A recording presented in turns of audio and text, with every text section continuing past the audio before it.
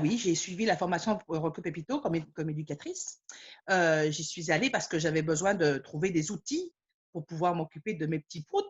J'ai suivi énormément de formations. Beaucoup de formations où il fallait qu'on bouge. J'ai suivi des formations en psychomotricité, on bouge là-dedans, toutes sortes de formations qui avaient été proposées par le gouvernement.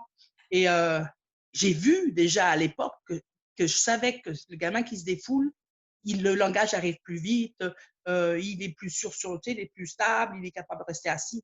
Mais toi, Cindy, elle m'a mis les petits doigts sur ce que je peux travailler et comment je peux le travailler. C'est plus fin, c'est du mouvement, oui, mais du mouvement pour agir.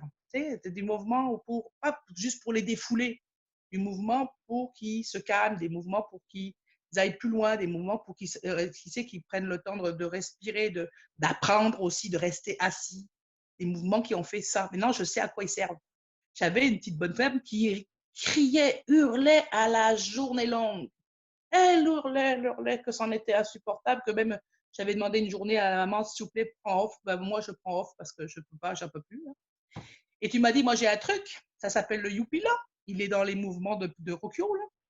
Et je l'ai fait à la petite poulette une fois. Une fois. Et ça a marché. Elle a arrêté de pleurer. Et maintenant, elle l'a fait toute seule. Elle est rendue à 2 ans et demi, là. Quand elle sent qu'elle part trop vite, là, j'ai vu des résultats. Alors, juste ça, là, ça m'a calmé pas mal. Parce qu'au début, je me disais, mais comment je peux faire avec cette petite qui pleurait parce qu'il y avait un bruit d'aspirateur, un bruit de tondeuse à l'extérieur. Des fois, j'entendais même pas le bruit qu'elle entendait. Donc, ça me stressait un petit peu en me disant, mais qu'est-ce que je peux donc faire? Et bien, je l'ai trouvé, la solution. On cherchait. On savait même pas ce que c'était que l'anxiété chez un enfant en tant que tel. On a mis des mots grâce à la formation de Rocco Pépito aussi. On a su pourquoi elle figeait. On a su plein de choses comme ça. Donc, juste ça, là, ça a soulagé tout le monde.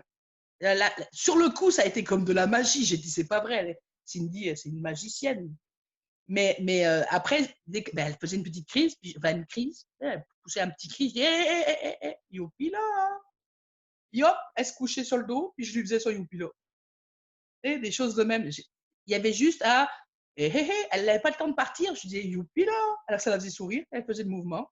Puis maintenant, j'ai plus de crise avec la. C'est sûr que ça m'a changé au niveau de l'intervention, puisque je n'ai presque plus de discipline à faire.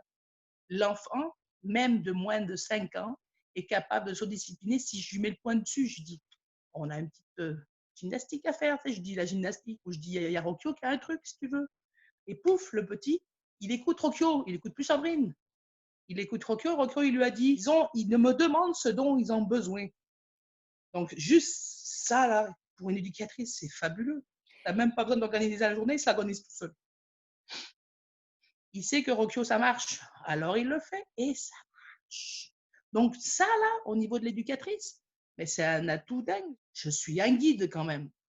Mais j'ai plus de action-réaction, il y a un temps de réflexion, même pour un petit enfant de 2 ans. Ils sont mieux dans leur être. Donc, ils apprennent le social. Puisqu'ils sont mieux dans leur être, ils sont capables de vivre en société. Et ça, c'est mon but, de les faire vivre en société.